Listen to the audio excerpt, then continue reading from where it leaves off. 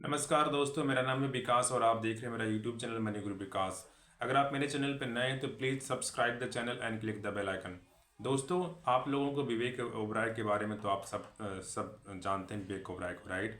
विवेक ओबराय एक एक्टर हैं, बॉलीवुड में काम करते हैं।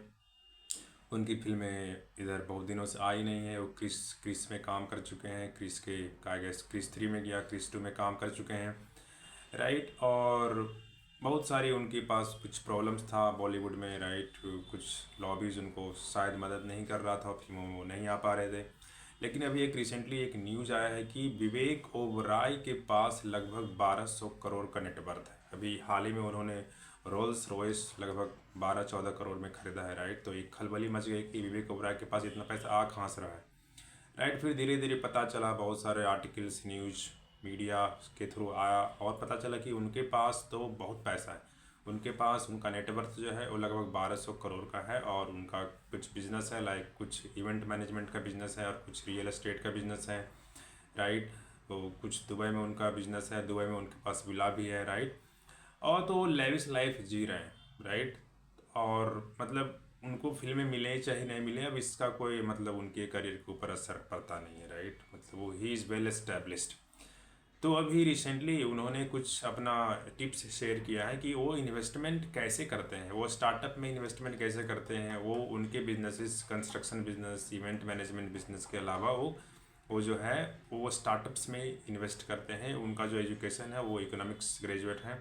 वो स्टार्टअप पे इन्वेस्टमेंट करते हैं और पब्लिक कंपनी का शेयर भी परचेज करते हैं।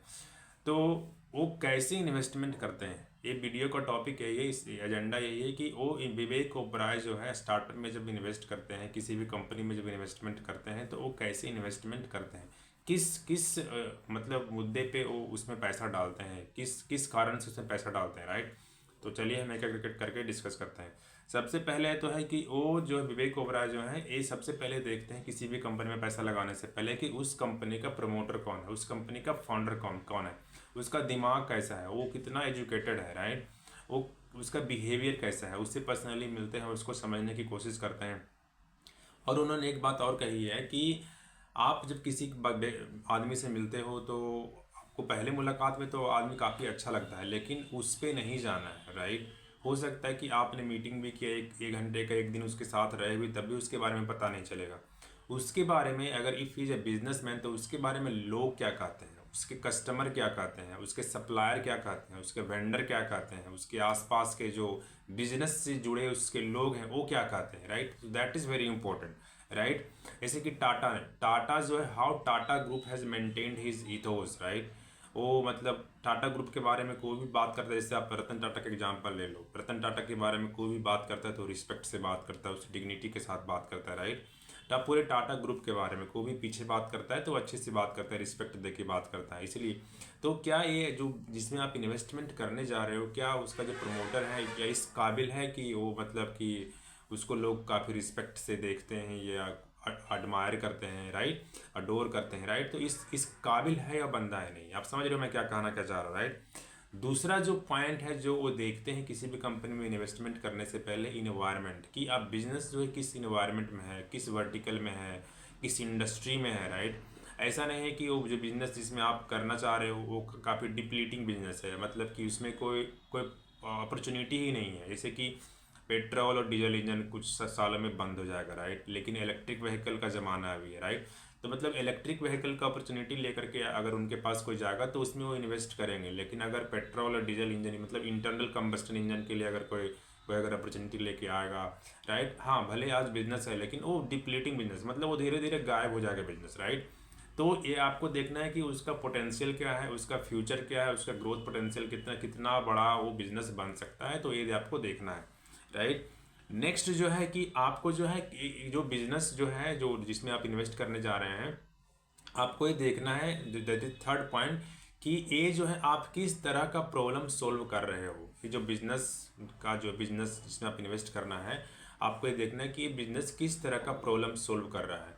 क्या इसका जो प्रॉब्लम सोल्विंग जो है, ये जो एग्जिस्टिंग प्रॉब्लम सोल्विंग हमारे पास है या ट्रेडिशनल जो तरीका है उससे बेटर है, या जो किसके कॉम्पिटिटर हैं उससे बेटर है, या चीप है या नहीं है। तो आपको ये देखना होगा, मतलब प्रॉब्लम सोल्विंग जो है वो अच्छी बात है, लेकिन वो चीप भी होना चाहिए, अफोर्डेबल भी होना चाहिए, राइट। तभी तो उसको मतलब ज़्यादा कस्टमर मिलेगा, राइट। तब वो बिजनेस ग्रो कर सकता है। तो आपको एक चीज़ देखना है, राइट। तो anything that can be built in a scale, आप कोई भी चीज़ जिसको कि बहुत बड़ा बनाया जा सकता है, ऐसा मतलब कि बिजनेस में इन्वेस्टमेंट करने के लिए बारे में वो सोचते हैं, राइट। वो बस इसलिए नहीं इन्वेस्ट करते हैं कि बस ये जो है मतलब मुझे एक ट्रांजैक्शन करना है बस for the sake of investing करना है, राइट। तो इसलिए इन्वेस्टमेंट नहीं करते हैं। दैट ये नेक्स्ट पॉइंट है, मैं जो बता रहा हूँ नेक्स्ट पॉइंट की, कि जो प्रॉब्लम सॉल्विंग जो है ये बिजनेस में होना चाहिए और वो सस्ता होना चाहिए, राइट। तो ये बात ज़रूर है कि इसको आपको देखना चाहिए, राइट। अगर बस आप बस इन्वेस्टमेंट करना चाहते हैं कि बस बस वह शेयर खरीद लेना है या मुझे बस पैसा डाल देना है, मेरे पास सरप्लस कैश है, तो उससे आपका काम नहीं होगा। आपको ऐसे बिजनेसेस में इन्वेस्टमेंट करना है जो कि बड़ा बनाया जा सके, फ्यूचर में कल को टाटा ग्रुप या इन्फोसिस या रिलायंस बन सके, ऐसे बिजनेसेस में आपको इन्वेस्ट करना चाहिए, राइट। और एक चीज पॉइंट देखते हैं, that is a fourth point, कि without the founder can this business grow. अगर फाउंडर अगर इस दुनिया में नहीं है, फाउंडर को अगर कुछ खुदा न खास्ते कुछ हो गया, तो उसके बिना बिजनेस चल सकता है या नहीं है। तो ये चीज़ आपको देखना बहुत ज़रूरी है। और विवेक ओबराय भी इस चीज़ को देखते हैं, राइट। तो एक एक करके फिर मैं समराइज कर देता हूँ कि सबसे पहले वो क्या देखते हैं। देखते हैं कि फाउंडर कौन है, फाउंडर कौन है और कितना काबिल फाउंडर है, राइट। तो ये देखना जो जरूरी है। दूसरा कि इन्वायरमेंट, एक बिजनेस जो है जिसमें आप इन्वेस्टमेंट करना चाह रहे हो, इसका पोटेंशियल क्या है, ग्रोथ पोटेंशियल कैसा है, राइट। ये सन सेक्टर है, सनसेट सेक्टर तो नहीं है, या सनराइज सेक्टर है, जैसे कि ईवी का एग्जांपल दिया मैंने, इलेक्ट्रिक व्हीकल। तो electric vehicle is sunrise sector, right. और जो इंटरनल कंबस्टन इंजन, डीजल हो गया, पेट्रोल हो गया, वो जो है सनसेट सेक्टर हो गया। नेक्स्ट जो हो गया कि प्रॉब्लम सॉल्विंग जो बिजनेस है वो कोई बड़ा बड़ा प्रॉब्लम सॉल्व कर रहा है या नहीं कर रहा है। अब प्रॉब्लम सॉल्विंग जो कर रहा है वो उसका मतलब कॉस्ट इफेक्टिव है, अफोर्डेबल है, चीप है या नहीं है, कंपटीटर से अच्छा प्रॉब्लम सॉल्विंग कर रहा है या नहीं कर रहा है, राइट। तो आपको ये देखना है। जो नेक्स्ट है फोर्थ जो है, can it be skilled organically, क्या ये बिजनेस फाउंडर के बिना भी इसको चलाया जा सकता है या नहीं चलाया जा सकता है। तो ये सारी चार चीज़ें आपको देखना है। और जो है इसके अलावा ये चार चीज़ें जो हो गई है, फंडामेंटल एनालिसिस हो गया। किसी भी बिजनेस में इन्वेस्ट करने से पहले आप ये चार फंडामेंटल एनालिसिस कर सकते हैं, राइट। इसके अलावा जो है, जो आपको टेक्निकल एनालिसिस तो करना ही करना है, उसका बुक्स देखना है, उसका अकाउंट्स देखना है, उसका बैलेंस शीट देखना है, राइट। तो ये सारी चीज़ें देखनी है, उसका मतलब उसका किस तरह से पूरा बैलेंस शीट अब तक बना है पिछले 10 सालों में, 5 सालों में, राइट, जब से बिजनेस स्टार्ट किया है। ये तो चीज़ ज़रूरी है ही। इसके साथ साथ जो भी मैंने चार फंडामेंटल चीज़ें बताया, विवेक ओबराय उसको भी चेक करते हैं, राइट।